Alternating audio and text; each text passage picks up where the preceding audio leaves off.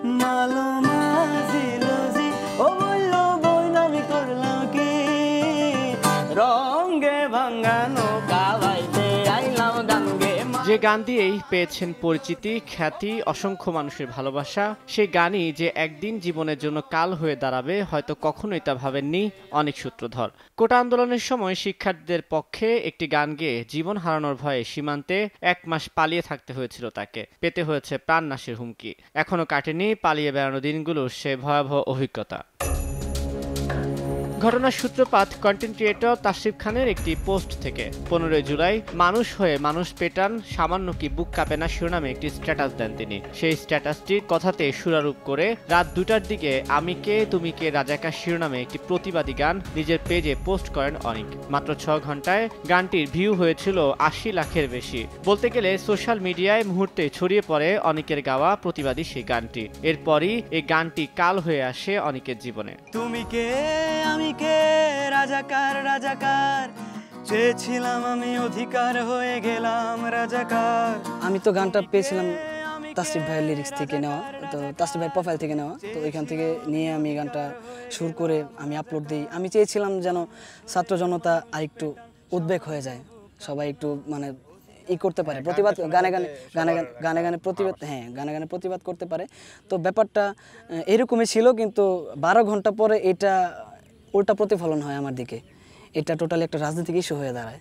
তো আমি তখন অনেক আত্মগোপন থাকতে হয়েছে আমার। আমি অনেক প্রশাসন থেকে ফোন আসছে, দেন আমাদের যে ছিল তত্ত্বাবধায়ক না কি জানো তৎকালীন আমাদের যে তৎকালীন সরকার ছিল, ওইখান থেকে অনেক আসে, হুমকি আসে, প্লাস হচ্ছে প্রশাসন, পুলিশ প্রশাসন বা আশেপাশে যারা ছিল টোটালি অনেক চাপের মধ্যে বের হইতে পারিনি, না জানি কি হয়ে যায় আমার সাথে। তো ওই জায়গা থেকে আমি 10-12 ঘন্টা পরে আমার এটা আসা শুরু করে। তো আমি নিজেকে সেভ রাখার জন্য আমি বর্ডারে আমার এক আত্মীয়র বাসায় আমার থাকতে হয়। আমার বাবা মোটামুটি সাফার করে এটা নিয়ে, প্রায় 30 দিনের মতো আমাকে ওইখানে গার্ড অফ দিয়ে থাকতে হয়। তো মোটামুটি যখন সব কিছু একটু স্বাভাবিক হয় তখন একটু সামনে আসার সাহস পাই। দেন এখন পর্যন্ত আতঙ্ক কাজ করে। আন্দোলন থেমেছে, স্বৈরাচারে পতন হয়েছে, মানুষ ফিরে পেয়েছে মুক্ত বাক স্বাধীনতা, কিন্তু পালিয়ে বেড়ানো সেই দিনগুলোর মানসিক ক্ষত এখনো কাটিয়ে উঠতে পারেননি অনেক। তাই সহশিল্পী রাকিবের চাওয়া, অন্যায়ের প্রতিবাদ করলে কোনো শিল্পীর জীবনে যেন নেমে না আসে এমন অন্ধকার। আমরা যারা গান করে ওঠার চেষ্টা করছি, আমাদেরকে যেন পিছনে ধরে না টেনে রাখা হয়। আমরা হয়তোবা স্বাধীনতার জন্য বা ছাত্র জনতাকে বা ওই সময়টাতে হয়তোবা ছাত্রদের আন্দোলনটা বেগবান করার জন্য হয়তোবা যে কোনো একটা উদ্দেশ্য নিয়ে গানটা করেছিল। এটাতে রাজনীতি ইস্যু আনা হয়েছে, হয়তোবা জানি না কে বা কারা করেছেন। আমি সবাইকে বলবো, বা শিল্পী সমাজের যারা আছেন সবাইকে বলবো, আমরা যারা শিল্পী আছি বর্তমান অন্তর্বর্তী সরকারের যারা আছে, অন্তর্বর্তীকালীন সরকারের যারা আছেন, উপদেষ্টাদের সবার প্রতি একটা রিকোয়েস্ট, আমাদের মতো যারা উঠতি তারকা বা শিল্পী ভবিষ্যতে আসবেন, আমাদের যেন টেনে না ধরা হয়, আমাদেরকে বাক স্বাধীনতা দেওয়া হোক। আমাদের পুরো শিল্পী সমাজ বাংলাদেশের সব সময় মাথা উঁচু করে বাঁচুক।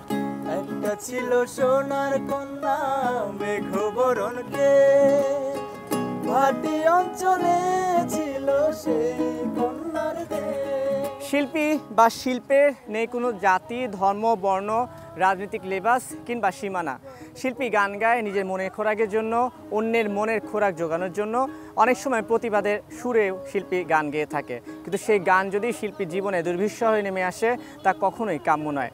তানভীর হাসান, সময় সংবাদ, ঢাকা।